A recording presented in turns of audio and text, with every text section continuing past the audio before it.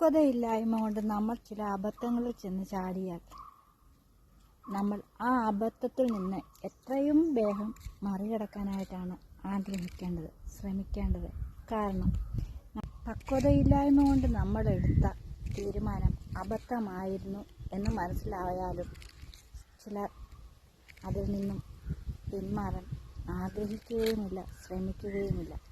അവിടെ കിടന്ന് നരകതുല്യമായ ജീവിതം നയിക്കാനായിട്ട് ശ്രമിച്ചുകൊണ്ടേയിരിക്കും, ആഗ്രഹിച്ചുകൊണ്ടേയിരിക്കും. നമ്മൾ പക്വതയില്ലായ്മ കൊണ്ടെടുത്ത തീരുമാനം തെറ്റായിരുന്നു എന്ന് നമുക്ക് ബോധ്യമായി തുടങ്ങുമ്പോൾ തന്നെ നമ്മൾ ആ റിലേഷൻഷിപ്പിൽ നിന്ന് പിന്മാറാനായിട്ട് ശ്രമിക്കണം, ആഗ്രഹിക്കണം.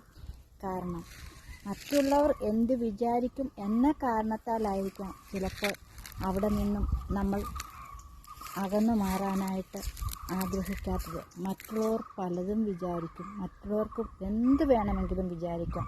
അത് നമ്മളുടെ കാര്യമല്ല. വിചാരിക്കുന്നവരുടെ ചിന്തയിൽ തോന്നുന്നതാണ് അവർ വിചാരിക്കുന്നത്.